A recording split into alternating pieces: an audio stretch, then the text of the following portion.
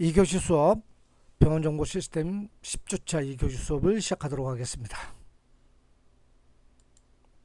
이번 시간에는 산재 처리 절차입니다. 산재 처리 요양신청 처리 방법을 좀 배울 건데, 기본적으로 처리 절차도를 보면 요양신청서를 작성한 다음에 그 다음에 소견서, 이건 의사소견서죠. 그걸 의료기관에서 작성을 하고 이거를 공단 포털로 신청을 합니다. 공단 포털로 신청을 하는데, 포털은 다음 주에 한번 보도록 하고요. 신청을 하면 공단에서 기본 7일 이내에 공단 요양 결정을 하는데, 보편적으로 건축 공사에서 다친 경우는 뭐 한 달까지 갈 수도 있습니다. 그래서 그다음에 사업장의 주소가 어디에 따르냐에 따라서 그쪽에서 다시 넘어가기 때문에 의료기관 관리 공단과 관리지사와 그 다음에 사업주행의 관리지사가 다를 경우는 이 의료기관의 관리지사에서 사업주의 사업장 주소 지사를 보내서 거기서 또 검토를 하기 때문에 뭐 한 달까지 걸리는 수도 있으니까, 이거는 기본이 7일이라는 것만 알고 있으면 되고요. 그랬을 때 결정이 되면 환자에게 문자로 통보가 가고, 의료기관에는 결정 통지서를 포털로 올려주면 그걸 확인을 해서 결정 통지서를 봐야 되고요. 그다음에 뭐 요양비를 청구를 하고 의료기관에서, 그다음에 휴업급여는 근로자가 청구를 하겠죠. 뭐 각종 8가지 요양급여는 중에서 의료기관에서 청구하는 게 있고, 환자가 직접 청구하는 것도 있고, 그다음에 요양비를 지급하는 것으로서 처리가 되는데, 기본적으로 요양은 다시 한번 보면 요양 신청을 하게 되면 요양을 하고 재요양이 발생되면, 성병이 재발해서 아니면 악화됐다든가 아니면 수술해서 핀을 박았다든가 하면 핀 빼는 것 같은 거 재요양을 할 수 있다는 거고요. 보상은 뭐 요양으로 인하여 미취업한 기간에 대한 휴업급여 청구한다든가 보상이 그거죠. 그 다음에 장애 및 간병급여를 지급하고 유족급여 및 장애비를 지급하는 것이 보상입니다. 요양 지원은, 치료는 재활 특진, 진찰 요구를 할 수 있고, 집중 재활 치료할 수 있고, 재활 인증기관에서 의료기관에서 요양 지원을 할 수 있다는 거. 그다음 재활 서비스로는 맞춤형 통합 서비스로서 프로그램별 재활 서비스를 하고, 재활지도 희망앱을 통해서 근로자가 직접 재활 서비스를 할 수 있고요. 의료에서 안산의 산업재해 근로복지공단에서 설립한 산재 요양기관이 의료기관이 있습니다. 그래서 공단 운영 의료기관에 가서 직접 치료를 받을 수도 있든지, 의료서비스 시범 사업을 하고요. 그다음에 공단 운영 연구소가 의료기관에 있다라는 거, 뭐 이건 몰라도 되고요. 여러분이 요양과 보상 이 정도만 알고 있으면 되겠다는 겁니다. 요양급여 신청서 작성하는 방법입니다. 요양을 시작하려면 요양급여 신청서는 작성을 해야 되는데, 요양급여 신청서는 반드시 근로자가 작성을 한다고 보면 돼요. 여러분이 의료기관에 취업해도 여러분이 쓰는 것이 아니라, 요양급여 신청서의 첫 번째 신청서는 근로자가 반드시 작성을 해야 되고, 사업장명도 써야 되고, 재해 발생 경위 등도 직접 사실에 입각해서 써야 돼. 육하원칙에 의해서 언제 어디서 무엇을 어떻게 왜, 이런 식으로 육가원칙에 의해서 작성을 하고요. 이 내용이 지금 많다라면 별지로 써도 된다라는 거. 그 다음에 의사소견서 작성은 재해자가 요양을 받는 의료기관 주치의가 작성을 해야 되는 겁니다.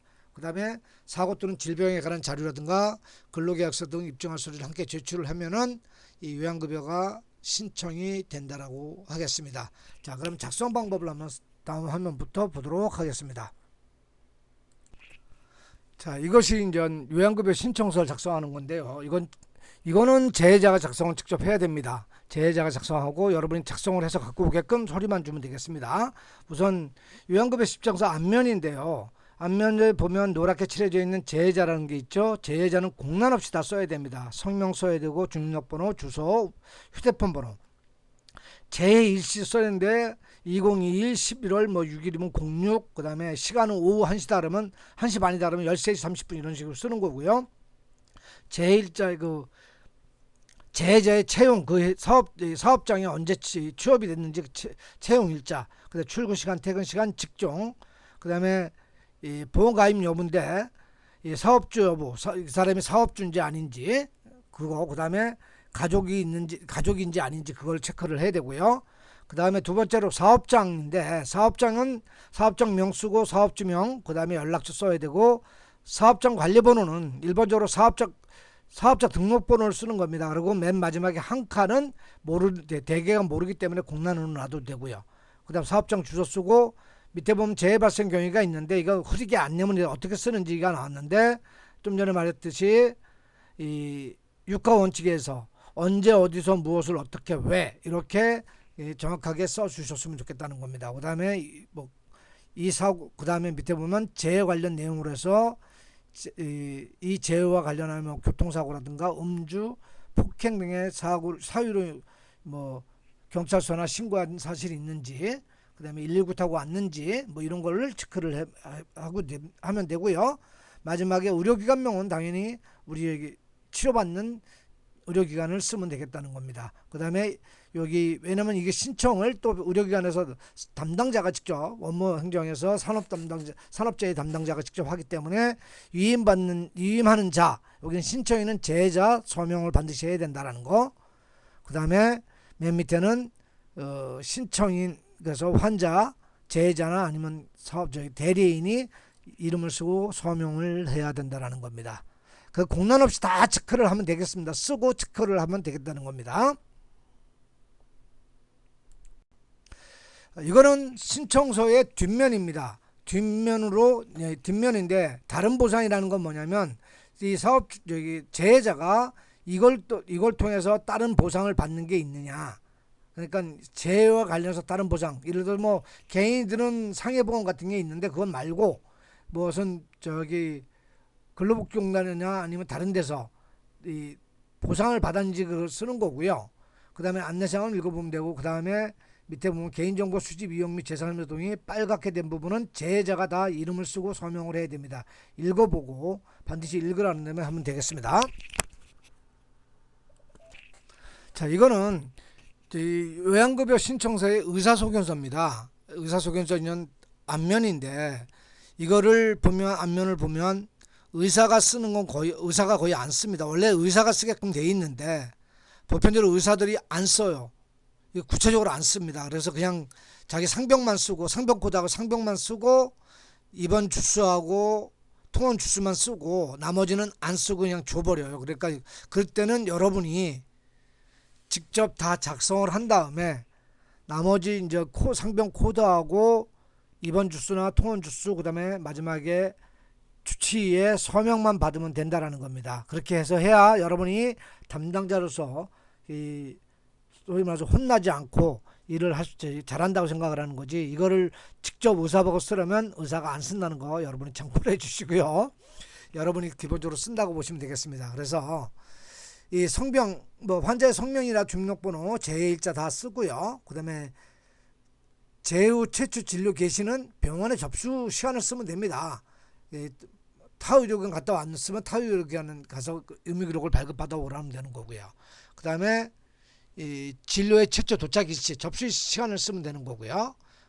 시간까지 다 써야 됩니다. 그 다음에 내원 당일에 어떻게 왔느냐, 도보로 왔느냐, 구급차로 왔느냐, 구급차의 차량으로 왔느냐, 기타로 왔느냐 체크를 하면 되고요. 그 다음에 재해자가 의료기관에서 진술한 재해 경위, 이거는 그러니까 여러분이 직접 환자한테 듣지 못하기 때문에 의사 기록지라든가 경과 기록지라든가 응급실 간호 기록지를 보고 진술한 내용을 갖다 쓰시면 되겠습니다. 그 다음에 이런 최초의 증상, 이것도 언제 발생됐고, 이거는 이 기록을 보면 다 알 수 있어요. 의사 경과 기록지나 응급실 간호 기록지를 보면 이걸 보고 작성을 하는 거고요. 재해 당시 의식이 있었는지 없었는지 그것도 체크를 하면 되고요. 증상의 내용도 머리가 아파요, 그런 내용 있으면 쓰면 되는 거고요. 그 다음에 환자가 호소하는 주증상 최초, 이거는 거기서 의사가 쓴 거를 이제 여러분이 기록을 하면 되겠고요. 그 다음에 상병 상해에 대한 종합소견, 이건 수술적 치료가 필요하다. 보편적으로 외상 같은 경우는 수술적 치료가 필요하고, 아니면 질병 같은 경우, 질환 같은 경우는 의사가 쓰겠죠. 이거에 대해서는 약물 치료와 재활 치료가 필요하다든가, 아니면 안전관리를 요한다든가 그런 내용을 쓰면 되겠고요. 그 다음에 주요 검사는 체크를 하면 되겠습니다. 뭐뭐 했는지, 엑스레이 찍고 CT를 찍었는지, MRI를 찍었는지, 관절 경험했는지 이거 쭉 보면 되고요. 체크를 하고, 그 다음에 기존 질병에 대해서는 체크를 해야 되는데, 이거는 이 응급실 간호사들이 작성한 간호력이라든가 간호일지를 보고 작성을 하면 되겠습니다. 그 다음에는 상병명과 상병코드는 이건 반드시 의사가 써줘야 된다는 거 여러분들이 확인할 수 없기 때문에 의사가 반드시 쓰도록 해서 의사한테 물어서 상병코드하고 상병명을 기록을 반드시 해야만 된다는 겁니다. 이렇게 해서 이 소견서는 이 첫 장이 앞면이고요. 뒷면에 또 있습니다. 그래서 앞뒷면을 전부 다 작성을 해야 되니까 자, 다음에 뒷면을 한번 보도록 하겠습니다. 이 뒷면입니다. 이 의사소견서 뒷면인데 여기 보면 2번입니다. 2번은 보편적으로 본 교수가 근무하는 병원의 의사들은 저기 날짜를 쓰지 않고 뭐 4주, 6주, 8주, 12주 이런 식으로 합니다. 그럼 4주면 4자만 4주로만 써준다면 예상기간은 제1로부터입니다. 제 발생일로부터 뭐 4주를 계산하는 겁니다. 그래서 예를 들어서 오늘이 11월 1일이다. 그러면 11월 1일이 월요일이니까 1주는 11월 7일 그 다음 주 그 하루 전 월요일 하루 전이니까 11월 7일이 1주가 되는 겁니다. 그런 식으로 계산해서 4주를 계산해서 마지막 날짜를 쓰고요. 그 다음에 뭐 그래서 뭐 수술하면 어떤 수술을 했는지 뭐 그런 걸 체크를 해서 밑에다가 기록을 하는 거고요. 그 다음에 통원은 퇴원일 다음 날로부터입니다. 퇴원이 그래서 예를 들어서 4주면 11월 1일 날 재해가 발생이고 입원을 4주를 잡았다 그러면 7일이 1주, 14일이 2주, 21일이 3주, 28일이 4주입니다. 그래서 29일부터 통원이 됩니다. 그래서 이 입원은 일요일 다음날 퇴원하는 게 아니라 입원일 전날 퇴원을 시켜야 됩니다. 당일날 그날 날짜까지 퇴원을 해야 된다는 거 반드시 기억을 하고요. 그 다음에 예를 들어 11월 28일이 일요일인데 28일까지 했다 그러면 11월 20 일요일 날은 퇴원이 안 되니까 27일이나 26일 그렇게 퇴원을 시키고 29일부터 통원 치료를 하면 된다라는 겁니다. 그래서 29일부터 뭐 8주, 12주 똑같이 달력을 보고 그 날짜로부터 하루 전 7일째 되는 날까지가 일주니까 8일째부터 쓰면 되는 계산하면 주수를 계산하면 돼서 그런 식으로 계산을 하고요. 뭐 사용은 뭐 통원치료, 약물치료 및 뭐 물리치료 이런 식으로 넣으면 되고요. 나머지 다 체크를 하고요.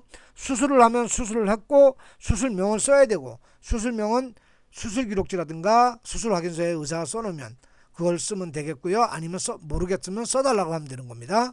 그래서 그거를 반드시 써야 되고 뭐 중간에 전화를 간다든가 그러면 그거 써야 되는데 다른 병원 들어왔다면 그걸 써야 되는데 이거는 기본적으로 전원은 전원 신청서가 있으니까 별도로 쓰면 되고요. 밑에 의사를 다 쓰고 의료기관 명하고 의사의 면허번호하고 진료 과목을 쓰고 전문의 번호 쓰고 이름을 쓰고 서명을 반드시 서명을 받아야 된다는 겁니다. 서명을 받고요.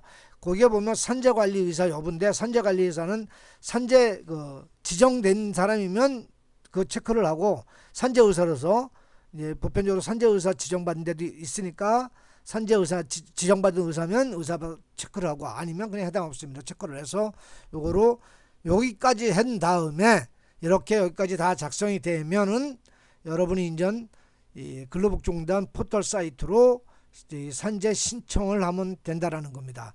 여기까지 작성을 해서 해야 된다는 겁니다. 이 전 화면까지 의사소견서까지 앞뒤를 다 작성해서 여러분이 근로복지공단 포털로 신청을 하게 되면 이와 같이 인전 결정이 되면 요양급여 결정 통지서를 근로복지공단 포털 사이트에서 통지를 해줍니다. 전자통지를 해주면 이거를 출력을 해서 반드시 환자명 그 다음에 재해일자를 확인을 하고요. 재해일자를 반드시 확인을 하고 그 다음에 또 중요한 게 뭐냐면 이 상병명이 여기 보면 이 상병명이라고 돼 있죠. 그 요양구분해서 최초 요양해서 승인 여부 승인 이랬으면 승인 됐는지 봐야 되고 불승인 됐으니까 승인을 반드시 확인하고 그 다음에 승인 됐으면 상병명을 봐야 됩니다.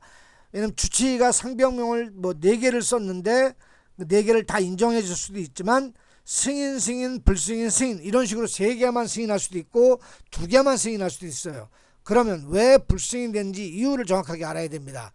왜 불승인됐는지. 그래서 불승인된, 이거 보면 기왕증과 관련된 기존에 갖고 있는 질병이나 질환이 있었다면 불승인을 해줄 수 있기 때문에, 그럴 때는 불승인된 상병을 가지고 치료를 받으면 그거는 건강보험 적용을 해서 환자가 부담을 하게끔 하면 되는 겁니다. 그래서 불승인된 상병하고 최초 요양 신청할 때하고 결정된 상병하고 하나씩 체크를 해서, 승인된 건 당연히 근로복지공단으로 청구를 하면 되고요.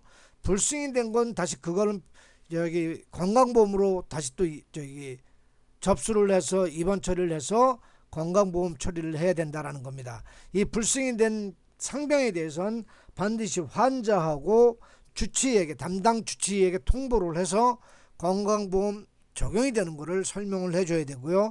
아니면 주치의가 불승인된 것은 이거는 재해로 인해서 발생됐다라면 다시 이의 신청을 해서 재승인을 받아야 된다는 겁니다. 그거는 뭐 어차피 여러분이 취업해서 참고를 하면 되고요. 지금은 기본적인 것만 여러분이 알고 있었으면 좋겠습니다. 그렇게 하고요. 또 결정 내용을 잘 봐야 된다는 겁니다. 요양기관, 그래서 요양기관에서 요양기간을 정확히 확인해야 되고, 입원 언제까지인지, 통원이 언제까지인지 이거를 반드시 해야 된다는 것 확인을 하고, 최초 요양 신청할 때하고 이상이 없는지 확인을 하면서, 이상이 없으면 환자가 그때부터 산재 환자로서, 산재 환자입니다. 그때는 산재 신청자가 아니라 산재 승인 받은 사람은 산재 환자입니다. 그래서 그렇게 해서 산재 처리를 하면 된다라는 겁니다. 여기까지 하고요. 오늘 10주차는 여기까지 하고, 다음 저희 주에는 이 요양급여별로 신청하는 서류하고 포털에 신청하는 방법에 대해서 배워보도록 하겠습니다. 자, 10주차 수업은 여기까지 하겠습니다. 여러분 수고하셨습니다. 다음 주에 뵙겠습니다.